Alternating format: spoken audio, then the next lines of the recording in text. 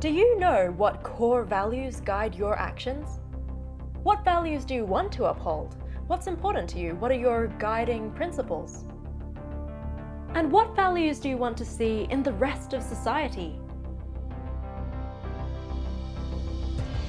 Humanity is on the cusp of a roller coaster journey as AGI, artificial general intelligence, develops in the wombs of profit-driven technology companies and begins to influence the way we work, play, think, and act. Will AI agents have good values, bad values, or none at all?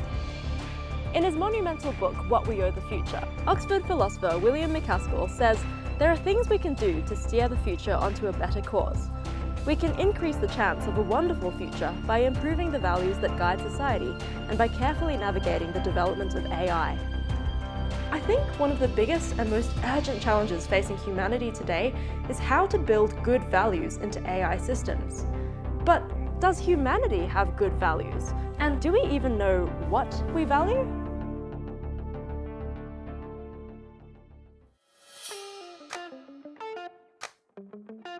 On Spencer Greenberg's brilliant website for helping people to improve their decision-making and make positive behavior changes, there's a values wheel with 22 core intrinsic values. There's an interactive test too, designed to help you work out your values. Though personally, I prefer just browsing the wheel and noting the ones that stood out to me. Learning, freedom, truth, respect, and fairness were my main ones. But there seemed to be one missing. It's my personal opinion that one very simple value underpins all or much of Spencer's wheel. Despite our differences, there's one value shared by just about everyone.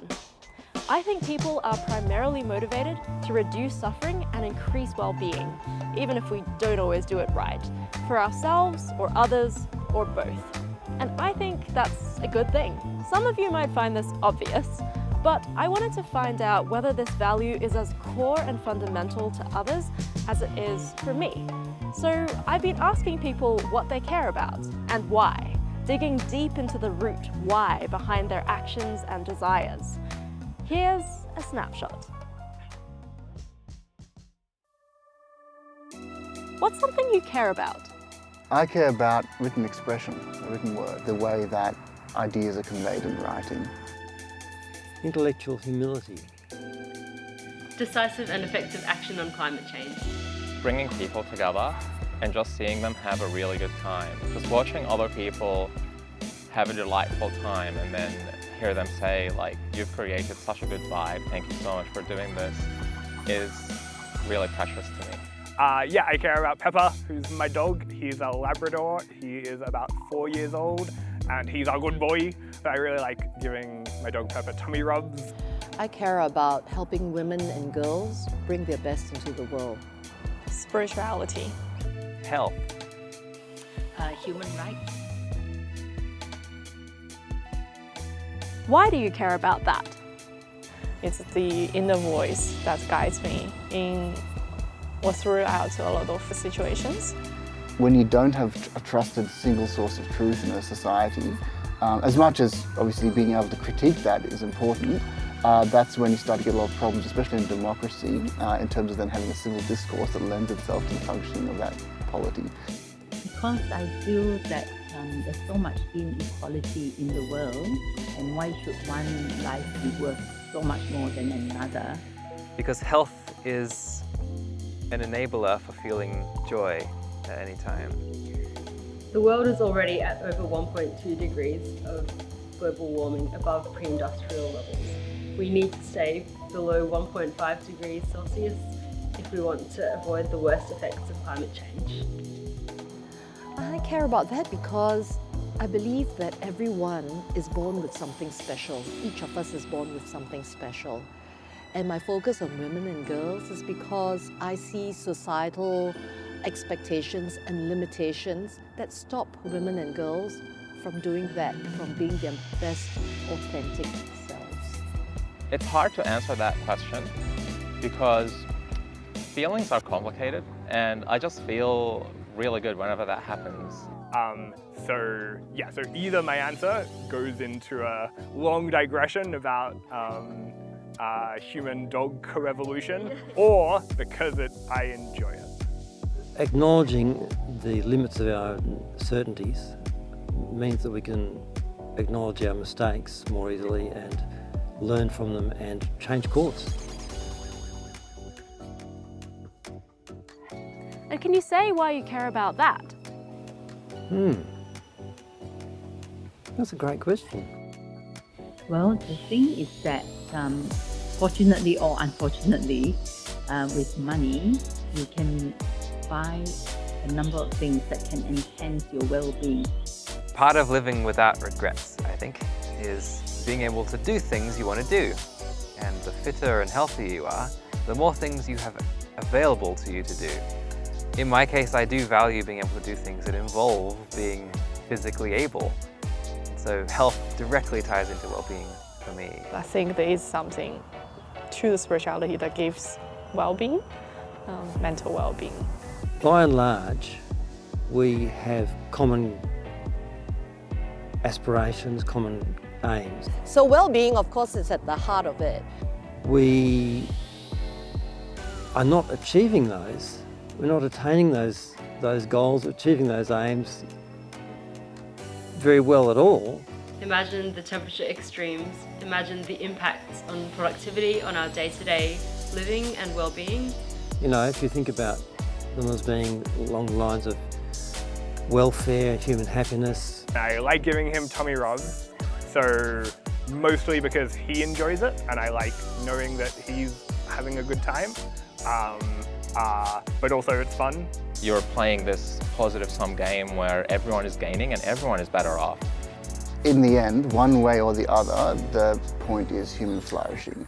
Now, certainly from a Christian theological perspective, I'd say that the true purpose is to glorify and honour God, but obviously, in my view, that's the same thing.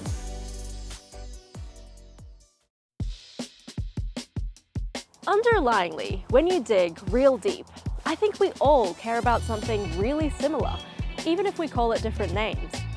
Robert calls it flourishing, Irene calls it thriving, others of us call it well-being. I think this value is vitally important to keep at the forefront of our minds, not just buried deep in our underlying motivations, especially when working on technology that can shape the way people think and act. IBM's vision statement begins, "To be the world's most successful and important information technology company." What for? Revenue is useless if it doesn't turn into something that truly improves lives. In the best-selling book Sapiens, historian Yuval Harari takes us on a thrilling journey summarizing human history in 420 pages before posing a striking question in chapter 19. The last 500 years have witnessed a breathtaking series of revolutions. The Earth has been united into a single ecological and historical sphere, the economy has grown exponentially, and humankind today enjoys the kind of wealth that used to be the stuff of fairy tales. Science and the Industrial Revolution have given humankind superhuman powers and practically limitless energy. The social order has been completely transformed, as have politics, daily life, and human psychology. But are we happier? In Harari's view, these are the most important questions one can ask of history. Most current ideologies and political programs are based on rather flimsy ideas concerning the real source of human happiness. What would happen if serious research were to disprove these hypotheses? Well, good news! Research on happiness and well-being has been ramping up with a swathe of new data over the last 4-ish decades. The field of well-being science combines psychology, sociology, economics, statistics, and philosophy to provide evidence-backed insights on the question of what is truly good for people and how to achieve it. The question itself is not new, dating back to at least 350 BC with Aristotle's theory of the good life, and probably earlier in China from around 500 BC with the Confucianists and Mohists. But in the last few decades, we've managed to reach way more people than ever before, with surveys and evaluations providing tangible evidence that could guide government policy, charitable efforts, and individual self-development. World happiness studies, like the World Happiness Report and the Happy Planet Index, have been studying the true effects of income, health, freedom, and other factors, looking at how they impact things like life satisfaction, ecological footprint, and life expectancy. In psychology, the currently popular PERMA model from positive psychologist Martin Seligman suggests that there are only 5 basic building blocks of well-being: positive emotion, engagement, relationships, meaning, and accomplishments. Then there's the Harvard study of adult development, the longest-running longitudinal study of happiness, following several hundred people across more than 80 years. The researchers found that strong, positive relationships are the best predictor of health and happiness in the long run. Not money, not education, not even exercise, sleep, nor hummus. The quality of our social interactions seems to matter more than anything when it comes to human well-being. Meanwhile, a lot of companies, governments, and other organizations aim, ostensibly, to enhance well-being in some way. OpenAI's vision is to ensure that artificial general intelligence, AI systems that are generally smarter than humans, benefits all of humanity. IBM's vision does get a little better too, as you read on.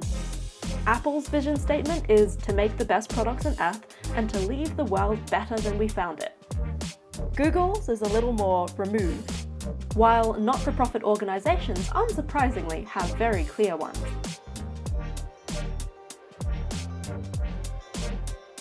Are these guys talking? Maybe we should be putting more money, time, and attention towards things like community, social interaction, and connection, or engagement in meaningful work. Whatever our best research suggests is actually most good for people and valuable to them. The research is not complete. Well-being science as a discipline, as a field of inquiry, is only just getting started. There are formal models in academia, but no consensus has yet been reached for a robust theory of well-being. And maybe the best world is one which holds a multiplicity of perspectives, contributing to a multi-dimensional view of well-being based on a diverse range of experiences. So, I encourage you to ask yourself and share with us in the comments section. What does well-being mean to you? What do you value most? And what does a flourishing future look like?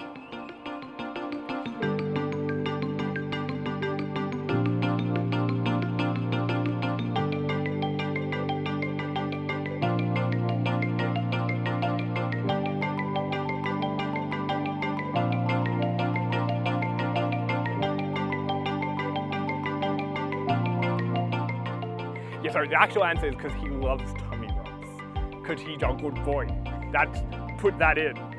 If this video doesn't have the fact that Pepper's a good boy, I'm downvoting.